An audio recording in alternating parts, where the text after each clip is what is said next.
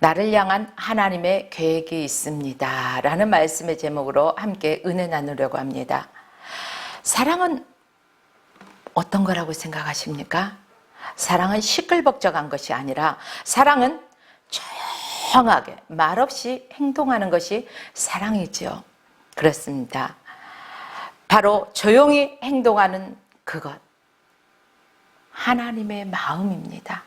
하나님은 시끌벅적하게 소리소문 내면서 우리를 사랑하신 것이 아니라 조용하게 오늘도 저와 여러분들을 사랑하고 계십니다. 사랑하는 여러분들이요, 하나님의 사랑이 그물이 나를 그러니까 하나님의 사랑은 어떤 것이냐, 그물이 촘촘하게 짜여 있듯이 바로 하나님의 사랑이 너무너무 촘촘하게 짜여 있어요.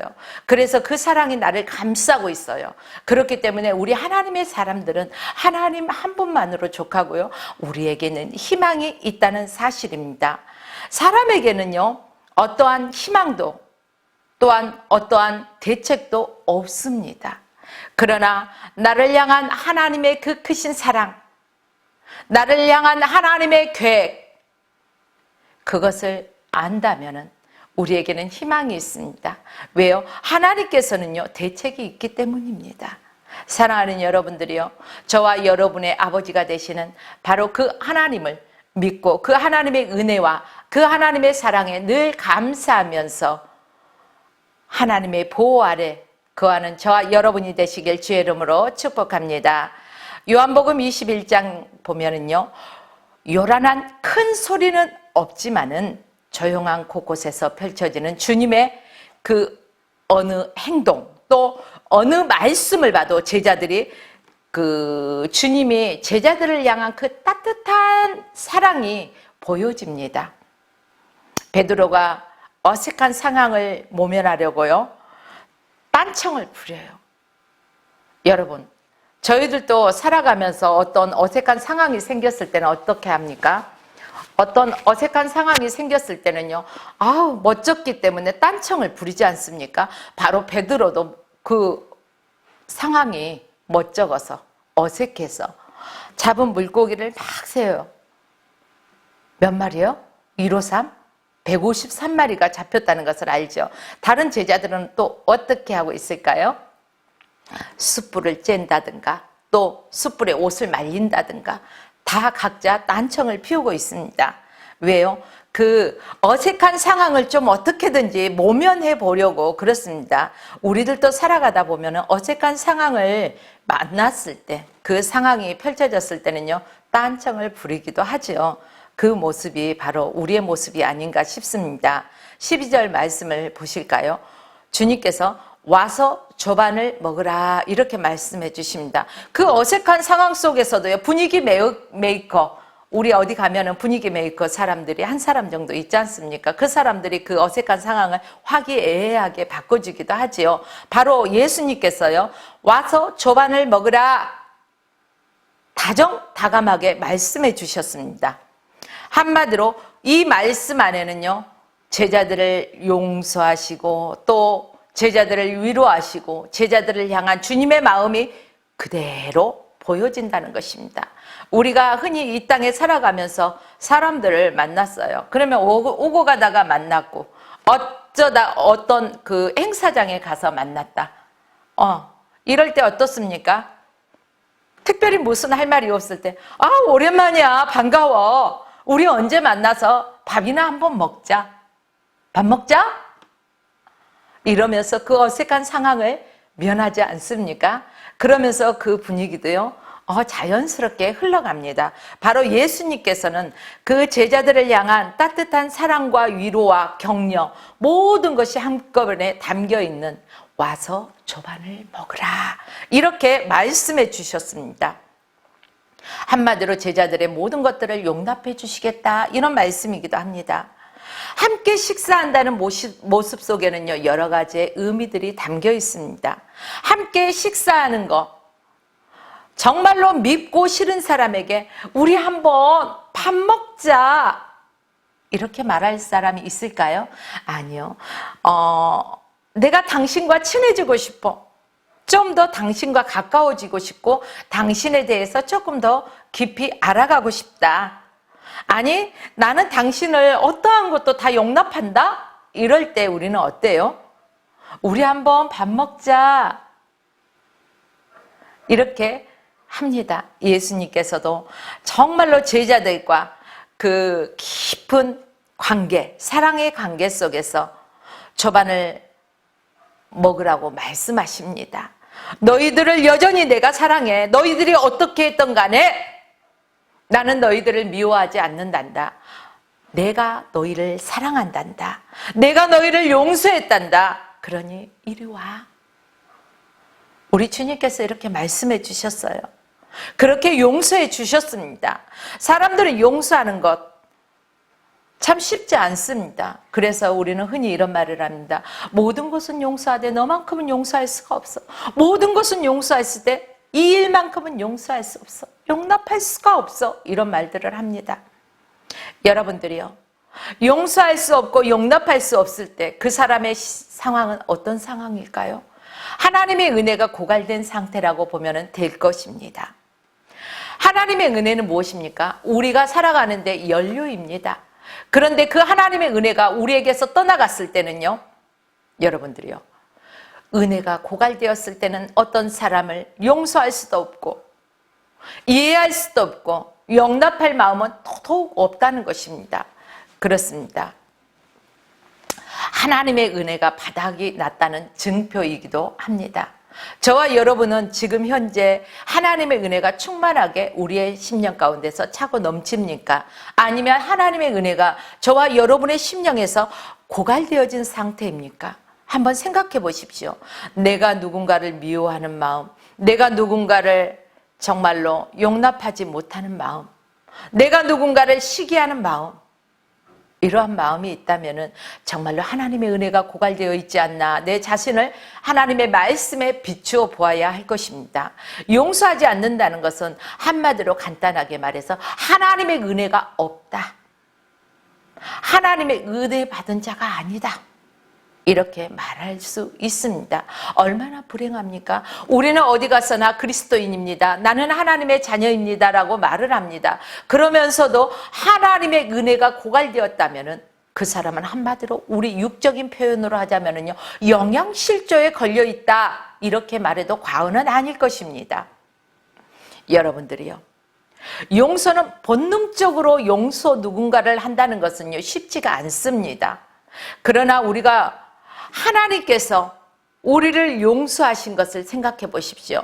정말로 우리가 지옥으로 갈 수밖에 없고 죄와 사망에 얽매여 있는 이러한 상황 속에서 하나님의 아들 독생자 예수 그리스도를 보내주시고 우리를 너무나 사랑하셔서 그 아들의 생명까지도 내어주신 그 하나님의 그 크신 사랑을 저와 여러분들이 조금이라도 안다면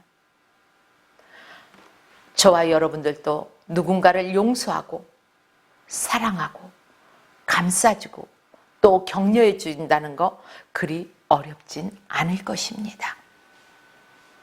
온전한 믿음은요, 불가능한 용서도 용서하게 만든다는 것입니다. 내 안에 믿음이 있다면, 나를 향한 하나님의 계획이 있고 나를 향한 하나님의 그 크신 사랑, 지금 이 시간도요, 저와 여러분들이 어떠한 상황 속에 있다 할지라도 하나님은 여전히 저와 여러분을 사랑하십니다. 하나님은 저와 여러분을 포기하지 않으신다는 것입니다. 사랑하는 여러분들이요, 내가 누군가를 한번 미워하면 그 마음이 어떻습니까? 누군가를 헐뜯고 뒷담화치고 그러면은 여러분의 마음이 편합니까? 속이 좀 후련해집니까? 그럴 것 같지요. 그런데요, 아니요. 아니라는 것입니다. 누군가를 시기하고 누군가를 미워하고 누군가를 경멸하고 그럴 때는 내 마음 상태가 정말로 복잡해요. 그리고요, 내 마음이 지옥 같아요. 내 마음이 너무너무 힘들다는 것입니다. 그러나 누군가를 용납하고 용서하고 사랑할 때는 내 마음이 어찌 그리 편하고 어찌 그리 좋은지 여러분들도 다 경험해 보셨을 것입니다. 여러분들이요, 사람은 믿음의 대상도 아니죠. 우리의 믿음의 대상은 오직 하나님 한 분입니다. 주 예수 그리스도를 믿어야 합니다. 그러나 우리가 사람들을 미워할 대상은 아니라는 것입니다. 여러분들이요, 혹시 지금 미운 감정이 있는 친구나 이웃이나 주변에 사람이 있습니까? 그렇다면 그 사람들에 대해서 어떠한 악담을 버리시고 그 사람을 위해서 진정한 하나님의 그 마음을 품고 그를 위해서 축복하면서 기도해 보는 건 어떨까요? 아니, 기도해야 한다는 것입니다. 여러분들이요, 우리가 영성이 흐려졌을 때는요, 우리에게 어떠한 평안도 없고 근심과 걱정이 흘러 넘칠 것입니다. 그러나 우리에게 영성이 있다, 성령이 충만하다, 이렇다면 저와 여러분의 마음은 평안할 것입니다. 내 마음이 평안할 때는요, 누가 무슨 말을 해도 다 용납이 된다는 것입니다.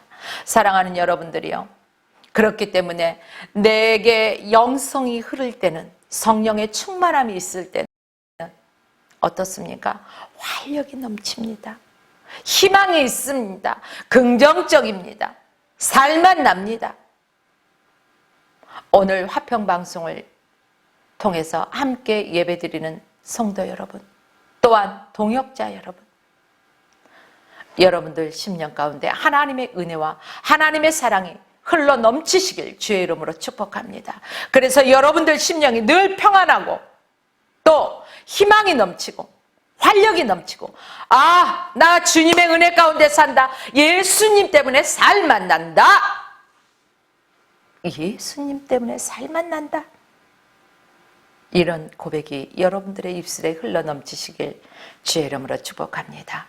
주님의 와서 조반을 먹으라, 이 말씀은 주께서 사명 주실 때 먼저 내면에 깨워주시려는 주님의 마음이 잘 나타나 있습니다.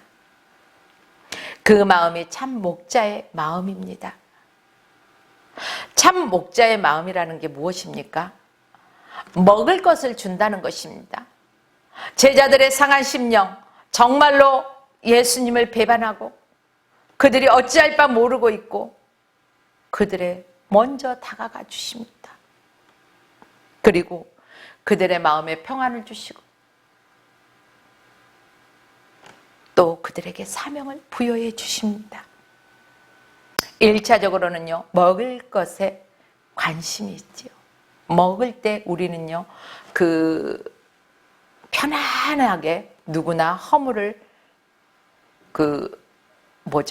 허물을 다 감싸줄 수도 있고요.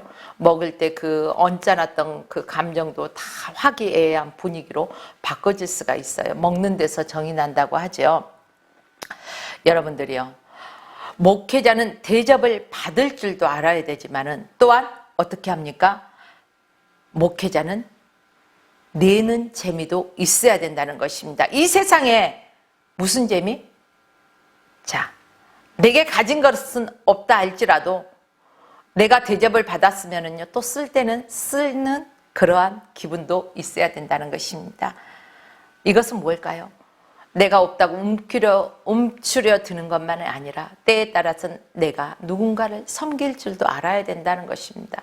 나는 없어 나는 힘들어가 아니라 그 상황 중에도 내가 섬겨야 할 부분에서는 섬길 줄 아는 것이 정말로 아름답다는 것입니다.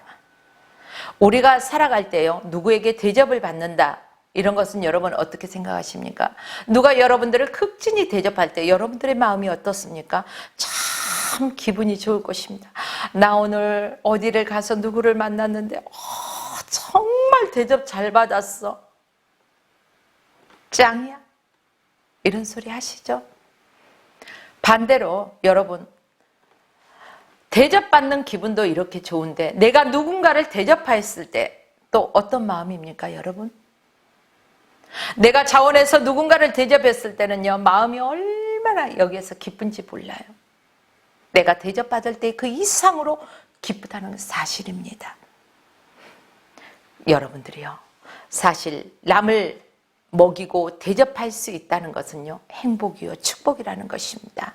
저와 여러분들은 인색하며 살아가서는 안 된다는 것입니다. 주님 은혜 가운데 늘 풍성한 삶을 살아가시길 주의 이름으로 축복합니다.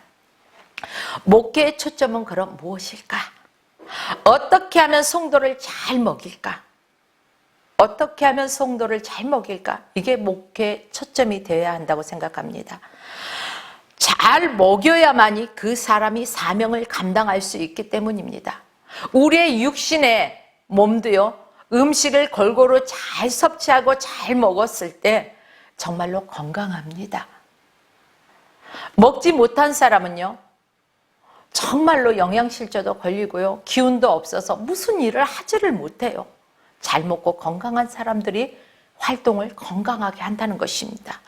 반대로 영적인 사람도 잘 먹어야 된다는 것이죠. 무엇을? 하나님의 말씀을 잘 먹어야지, 또한 그 하나님의 말씀을 잘 소화시켜야지 또한 사명을 가지고 감당할 수 있다는 사실입니다.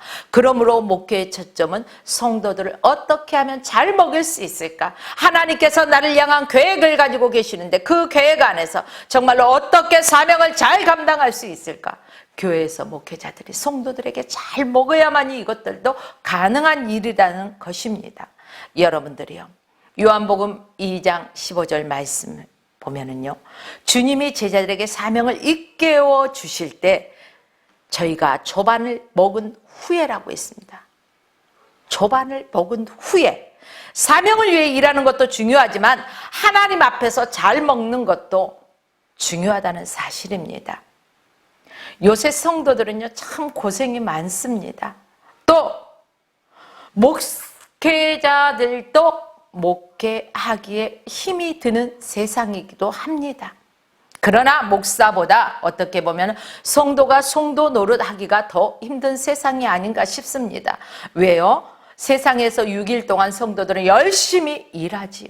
또한 주일에 교회 와서 열심히 봉사하고 섬기고 또 하나님 앞에 기쁨으로 감사함으로 예배합니다. 예배를 드립니다. 그리고요, 어떠한 대가도 바라지 않고 그 6일 동안 열심히 일한 것에 대한 그 하나님이 그 일을 통해서 주신 물질을 또한 10의 1조도 드리고 또 각종 감사 예물도 드리고 성교 예물도 드리고 등등 예물까지 어떠한 조건 없이 누가 시켜서가 아니라 이렇게 드려진다는 것입니다. 여러분들이요, 이러한 헌신적인 일 하나님이 보시고 어떠실까요? 하나님이 바라보실 때 참으로 기뻐하시는 모습일 것입니다. 어떻게 하면 그러므로 목회자들은 어떻게 하면 교회는 성도들에게 영의 양식을 잘 먹일 수 있는가? 이것이 가장 큰 관심사가 목회자들은 되어야 할 것입니다. 또한 성도들은 목회자가 어떠한 하나님의 말씀을 선포하든지 사람의 소리로 듣는 것이 아니라 하나님의 말씀으로 듣고 또한 하나님의 말씀 안에서 순종하며 나아가는 것이 복받는 길입니다. 사랑하는 여러분들이요, 성공하기 위해서 사명을 잘 맡은 목회자의 리더십을 중요하게 생각합니다. 그러나 하나님은 목회자의 밥 짓는 마더십을 더 중요하신다는 것입니다. 물론 목회를 하기 위해서는 리더십이 필요합니다. 그러나 그 리더십 가운데 더 중요한 게 있다는 것입니다. 성도들에게 무엇을 어떻게 먹일 것인가? 바로 강단에서 내 자랑, 내 경험을 얘기하는 것이 아니라 하나님의 말씀을 정확하게 선포할 수 있는 목회자들이 되어서 성도들이 하나님의 말씀을 바로 먹고 또한 그 말씀을 잘 소화시켜서 하나님이 주신 사명감을 바로 알고 밖에 나가서 그 사명대로 잘 감당하면서 살아가는 것을 하나님이 기뻐하신다는 것입니다. 그러므로 모든 우리 주의 종들은 또한 모든 리더자들은 잘 먹여야 합니다. 또한 성도는 잘 먹어야 합니다. 사랑하는 여러분들이요, 교회는 밥을 잘 먹게 하는 일에 관심을 둬야 한다는 것입니다. 무슨 밥? 육의 밥? 아니요, 영의 밥을 잘 먹어야 된다는 것입니다. 하나님의 말씀을 잘 먹게 해줘야 된다는 것입니다. 밥을, 영의 양식을 잘 먹어야만이 내 영혼이 풍성하게 된다는 것입니다. 내 영혼이 기갈이 나 있다면 내가 무슨 사명을 감당할 수 있겠으며 무슨 주의 사랑을 행할 수가 있겠습니까? 내 영혼이 풍성할 때, 하나님의 은혜로 풍성할 때, 하나님의 말씀이 내 안에서 차고 넘칠 때 우리가 마음에 평안이 있고 기쁨이 있고 감사가 있고 감격이 있어서 그 주신 말씀을 나가서 전하는 사명을 감당할 수가 있다는 것입니다. 그러므로 목회자는 밥을 잘 지어야 된다는 것입니다. 영의 밥, 하나님의 말씀을 잘 전해야 된다는 것입니다. 복음이 변질되지 않는 그 핵심, 복음의 핵심만 잘 전하고 성도들은 그 말씀을 그대로 받아들여서 하나님이 기뻐하시는 삶을 살아가야 할 것입니다. 여러분들이요, 갈릴리 바닷가, 바로 예수님과 제자들의 모습, 와서 저반을 먹으라. 아침에 바닷가 비치 파티가 열렸어요. 여러분 파티 좋아하시죠? 사람들은요, 파티 싫어하는 사람이 없을 것입니다. 그래서 파티에 간다면은요, 마음이 설레고 전날 밤부터 두근두근, 내일은 어떻게, 어떤 모습으로 갈까, 어떤 옷을 입으면 좋을까, 화장은 어떻게 하는 게 좋을까, 가서 어떻게 파티에 참여해서 어떻게 할까, 갖가지의 상상들을 할 것입니다. 바로 갈릴리 바닷가의 아침의 빛이 바로 제자들에게 영원히 잊지 못할 은혜의 시은소가 되었다는 것입니다. 바로 교회는 은혜의 시은소가 되어야 된다는 것입니다. 영적인 밥을, 하나님의 말씀을 들을 수 있는, 은혜 받을 수 있는 그러한 시은소가 되어야 된다는 것입니다. 바로 교회 안에서 영적인 파티가 일어나야 되겠죠. 여러분들이요, 예수님의 제일 관심은 은혜 주는 것이었습니다. 주님은 나의 사소한 고민까지도 다 들어주십니다. 나의 소리 없는 신음까지도 주님은 들어주십니다. 그래서요, 나의 작은 신음에도 응답하시는 하나님. 그렇습니다. 여러분들이요, 지금 사는 게 힘들다고, 하는 일들이 잘 안 된다고 실망하거나 낙심하지 마십시오. 하나님은 여러분들의 한 사람 한 사람을 사랑하시고 또한 우리 성도 한 사람 한 사람에게 위대한 하나님의 계획이 있다는 것입니다. 하나님의 계획이 있기에 저와 여러분들은 하나님을 바라볼 때 우리에겐 희망이 넘친다는 것입니다. 왜요? 우리에겐 어떠한 대안도 답도 없을 때 하나님께서는 그 대안을 가지고 그 답을 가지고 계시기 때문에 저와 여러분들은 하나님을 바라보아야 할 것입니다. 여러분들이요, 주님은 내가 부족함에도 불구하고, 내가 실패했음에도 불구하고, 내가 어떠한 상황이라 할지라도 주님께서는 나를 여전히 사랑하고 계신다는 사실을 기억하십시오.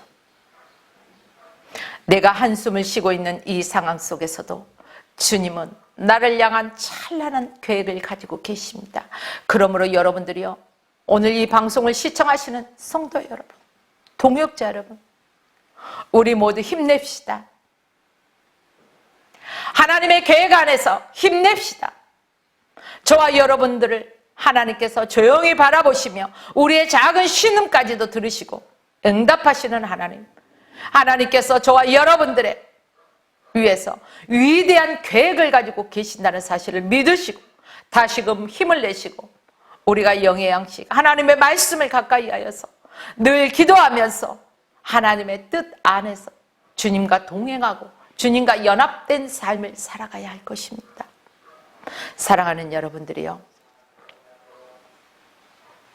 환경의 소리를 우리는 많이 듣습니다. 환경을 많이 바라보기 때문에 환경의 소리를 듣고 우리는 실망하고 실족할 때가 있다는 것입니다. 그러나 환경은 중요치 않습니다. 타인이 뭐라 해도 중요치 않습니다. 사랑하는 여러분들이요,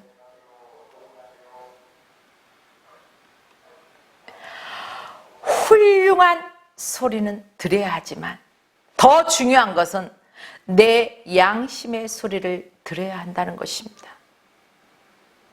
노아를 생각해 보십시오. 노아는 그 환경을 바라보았습니까? 아닙니다. 그 당시에는 사람들이 먹고 마시고 띵까띵까하고 아주 부패된 삶을, 영적으로 부패된 삶을 살고 있었죠. 그때 노아는 하나님의 말씀에 순종하고 그 환경 바라보지 아니하고, 사람들이 노아가 방주를 지을 때요 뭐라고 했어요? 이렇게 햇볕이 쨍쨍 나고 이렇게 좋은데 뚱딱뚱딱 뚝딱뚝딱 배를 짓고 있으니 손가락질하며 뒷소리를 하고 비웃고, 이러한 상황 속에서도 노아는요 그 환경 바라보지도 않았죠. 그 사람들의 소리를 듣지도 않았어요. 중요치 않았어요. 그 사람들이 뭐라 하던 간에 중요치 않았어요. 왜? 내 양심의 소리를 듣습니다. 하나님의 음성을 듣습니다. 주님의 말씀에 정말로 귀를 기울이고 주님만 바라봤기 때문에 누가 뭐라 하든 관여치 않았다는 것입니다. 사랑하는 여러분들이요, 저와 여러분은 내 영혼을 내 안에서 울려 퍼지는 바로 하나님의 음성을 들을 수 있어야 할 것입니다. 하나님께서 좋다고 하면 좋은 것입니다. 사람들의 소리가 중요치 않다는 것입니다. 하나님께서 의롭다면 의로운 것입니다. 하나님께서 희망이 있다 하시면 분명히 저와 여러분의 삶은 희망이 있습니다. 하나님께서 대책이 있다, 대안이 있다 말씀하시면 분명하게 대안이 있다는 것입니다. 여러분들이요, 그러므로 내 안에서 울려 퍼지는 하나님의 음성에 귀를 기울이십시다. 지금까지 환경을 바라보고 사람의 소리에 귀를 기울였다면 이 시간에 오늘 말씀을 통해서 하나님 앞에 나의 그릇된 잘못된 것들을 내려놓고 회개하고, 이제는 내 안에 역사하시는 나에게 풍성한 은혜를 흔들어 차고 넘치도록 후에 안겨주시는 그 하나님을 믿고 의지하면서 하나님이 좋다고 하면 돼. 그래, 주님 한 분이면 만족하는데 더 무엇이 필요해? 그래, 주님이 인정하시면 됐지. 저 사람이 인정하지 않아도 우리 주께서 인정하시면 되는 거야. 주 안에서 새 힘을 가지십시오. 주 안에서 희망을 가지십시오. 사랑하는 여러분들이요, 하나님의 음성을 듣고 또한 그 말씀대로 순종해 나가는 저와 여러분의 삶이 되시기를 주의 이름으로 축복하며 오늘 말씀을 마칩니다. 화평방송 구독, 좋아요 부탁드립니다. 감사합니다.